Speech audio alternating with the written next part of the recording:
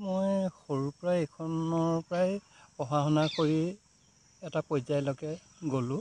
গতিকে সেই সৰুৰ পৰাই মোৰ বিশেষকৈ দেউতা বাগানতে আছিলে, দেউতাৰ পৰা যিখিনি শিকিলোঁ কাটিং কৰাৰ পৰা কিবা কৰাৰ পৰা সেই মনটো থাকি গ'ল আৰু এতিয়াও সেইকাৰণে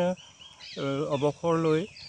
এই 10 বিঘাত প্ৰায় এতিয়া মোৰ এইখন বাৰীত 111 বিধৰ ওপৰ গছ গছনি আছে আৰু সেইখিনিক আৰু পৰিকল্পনা কৰি কেনেকৈ সুন্দৰকৈ সজায় তাক স্কুলৰ ল'ৰা ছোৱালীৰ কাৰণে এটা আদৰ্শ তাহাঁতক এটা জ্ঞান দিব পাৰোঁ। তাহাঁতক কোনজোপা গছ কি, কোনজোপা গছৰ বনৌষধি গুণ আছে, কোনজোপা গছৰ কি আছে,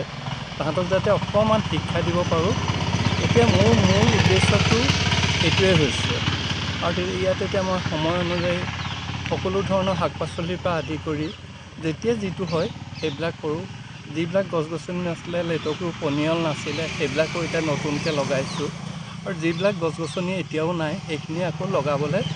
যোজা কৰি আছোঁ। এইটো ছিজনত হোৱা লাই, পালেং, লফা, বাবৰি, ধনিয়া, মূলা,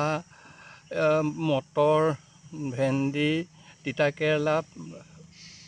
উৰহি আদি কৰি যিখিনি হয়, কবি, ওলকবি, ফুলকবি, বন্ধাকবিৰ পৰা আদি কৰি যিখিনি হয় সেই গোটেইখিনিয়ে মই এতিয়া কৰি বিক্ৰী কৰি আছোঁ। এতিয়া আমাৰ এটা নৱপ্ৰজন্মৰ এটা গোট বিপথে পৰিচালিত হোৱা যেন লাগে। তেওঁলোক যদি এই ধৰণে কৃষি কৰ্মত জড়িত হৈ নিজৰ ঘৰখনৰ লগতে নিজৰ অঞ্চলটোৰ লগতে এতিয়া দেখা গৈছে যে বহুতো আমাৰ যুৱক যুৱতীয়ে বিদেশলৈকো টেঙাৰ পৰা আদি কৰি বহুত ধৰণৰ বস্তু চালান দিবলৈ লৈছে বা তেওঁলোকৰ এটা নাম আহিছে। গতিকে সেই ধৰণে যদি আমাৰ যিসকলে এতিয়াও লগা নাই সেইসকলে যদি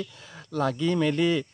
নিজৰ মাক বাপেকৰ পৰা আঁতৰি থাকি ক'ৰবাত 10,000 টকা এটা কৰিবলৈ গৈ তাতেই বোলে মৰিলে আকৌ ডেড বডিটো আনিবলৈও মাকহঁতৰ এটা চিন্তা হয়, আনিবলৈ নোৱাৰা হয়। তেনেকুৱা এটা পজিশ্যনত পৰাতকৈ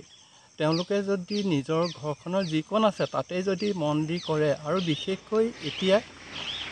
আজিকালি এটাই কথা শুনা যায়, ল'ৰা ছোৱালীবিলাক মোবাইল আসক্ত হৈ বহুতো ল'ৰা ছোৱালী এতিয়া ডক্তৰৰ ওচৰত অনবৰত গৈ থাকিবলগীয়া আছে। গতিকে সেইখিনিৰ পৰা পৰিত্ৰাণ পাবলৈ হ'লে আমি তাহাঁতক ফুলৰ পৰা আদি কৰি গছ গছনিৰ পৰা আদি কৰি ৰোৱাৰ পৰা তাহাঁতক এটা তাৰমানে কৃষিৰ প্ৰতি বা গছ গছনিৰ প্ৰতি তাহাঁতক আসক্ত কৰিব লাগিব, যাতে তাহাঁতি মোবাইলটো এৰি এই প্ৰকৃতিৰ লগত জড়িত হৈ তাহাঁতৰ নিজৰ স্বাস্থ্যটোৰ লগতে নিজৰ যিখিনি মনৰ যিটো উৎকৰ্ষ সাধন কৰিব লাগে সেই উৎকৰ্ষ সাধন কৰিবলৈ সক্ষম হয়। গতিকে মই নৱপ্ৰজন্মক এইটোৱে কওঁ যে যিসকল ডেকা এতিয়াও নিবনুৱা হৈ এনেই ঘূৰি ফুৰিছে তাতকৈ আমাৰ নেক্সট জেনেৰেশ্যন যিবিলাক এতিয়া সৰু সৰু বাচ্ছা উঠি আহিছে মোবাইল আসক্ত হৈছে তেওঁলোকক মোবাইলৰ পৰা আঁতৰাই আনিবলৈ আমি এটা ফুল গছ বা এটা পুলি লগাবলৈ তাহাঁতক দেখুৱাই তাহাঁতক সেই মোবাইল আসক্তৰ পৰা আঁতৰাই আনিবৰ প্ৰতি সকলোৱে যাতে আমি লগ লাগি আগবাঢ়ি বা নতুন জেনেৰেশ্যনক এটা ভাল পথ দেখুৱাব পাৰোঁ তাৰ প্ৰতি মোৰ